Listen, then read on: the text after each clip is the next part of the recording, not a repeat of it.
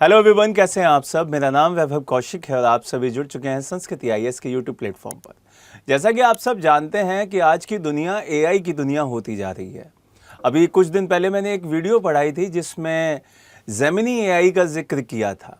उसमें बताया था कि अब बहुत सारे लोग अपनी तस्वीरें साड़ी पहना कर लोगों को पोस्ट कर रहे हैं और पूरी दुनिया के सामने उसे रख रहे हैं।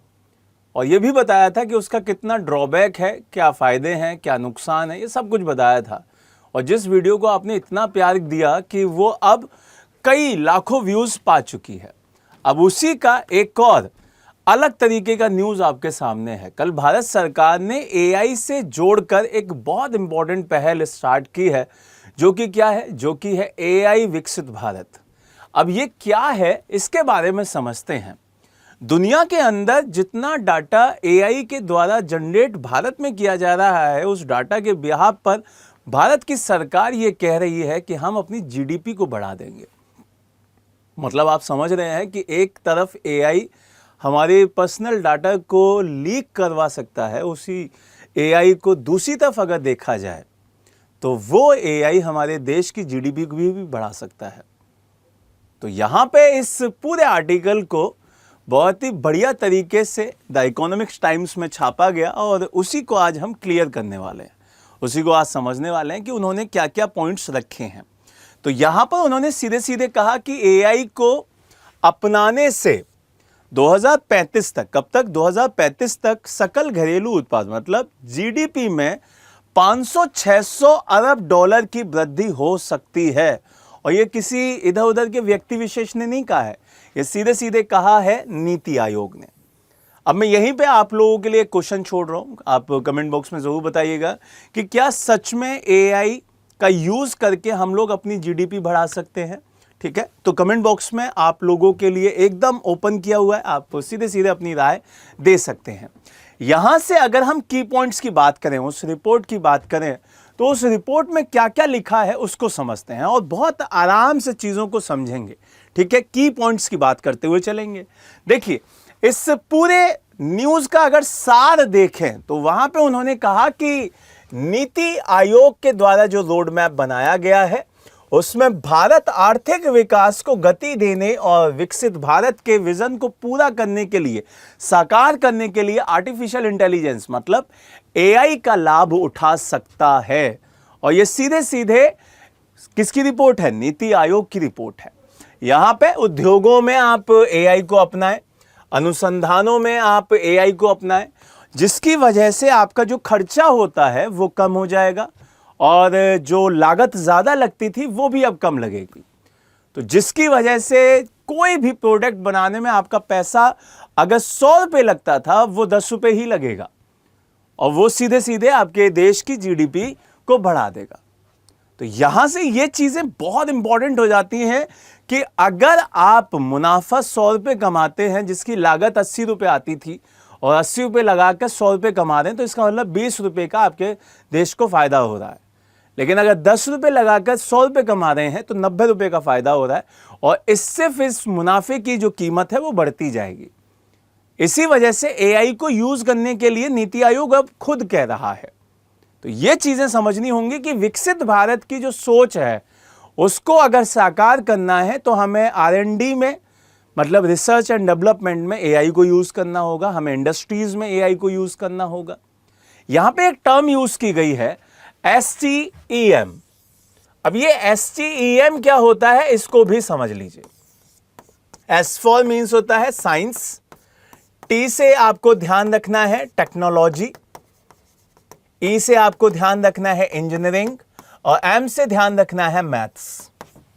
इन चारों को एक साथ लेकर यहां पे अगर एआई को इन चारों के साथ मिला दिया जाए तो ये एक अलग तरीके का विकास एक देश को दे सकते हैं और इंडिया उसमें सबसे आगे दिखाई देगा।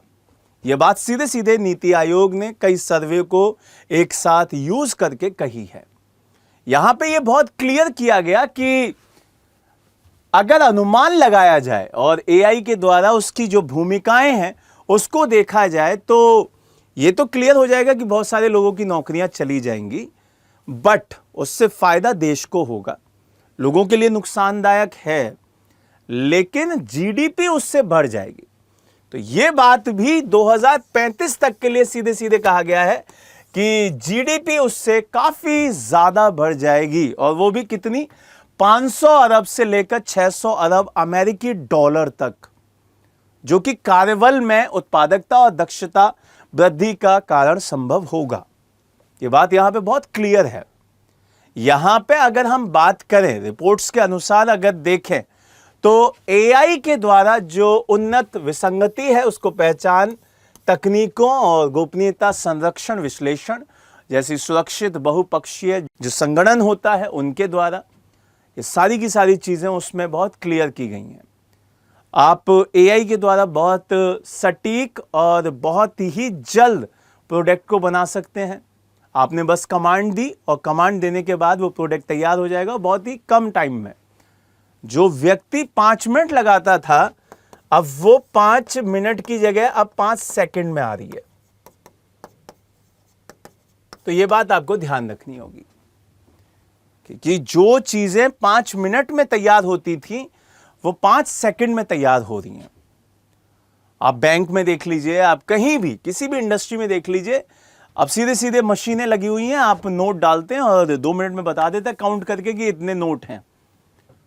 वो सीधे सीधे बता देता है कि भाई आपने 50 की गड्डी डाली है और 50 की गड्डी के इतने नोट हैं।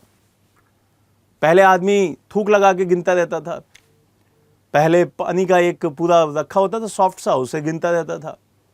ये अलग चीजें हैं, ये एआई का एक सदुपयोग है।